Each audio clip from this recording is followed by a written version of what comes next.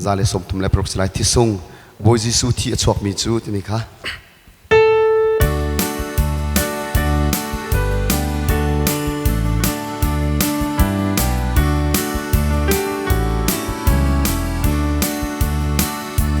boy jisu thi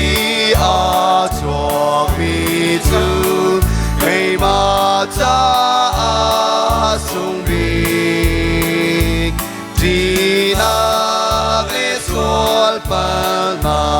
Palmatuin Gatarau Adinsan O Korwar Diba Along Agan Kamboy Tungim Ban Pakyangin Galatatu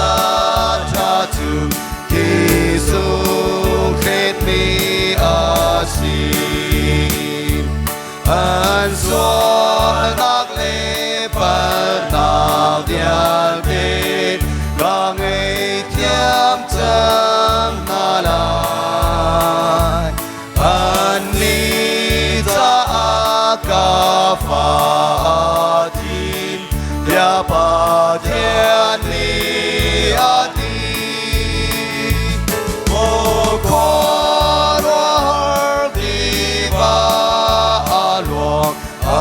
akan kamboy tungin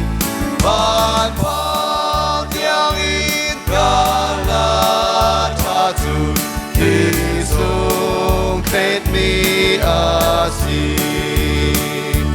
til ko lau mi ka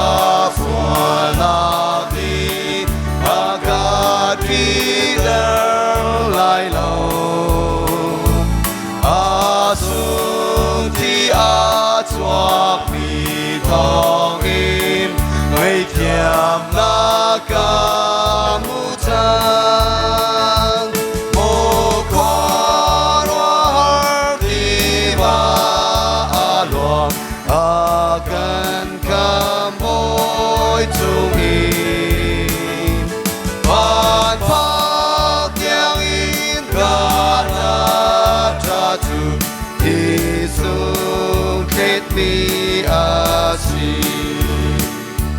sang adel mi ka pum sani zot na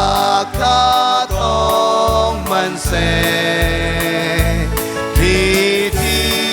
chung a ka din a chun long dai in ka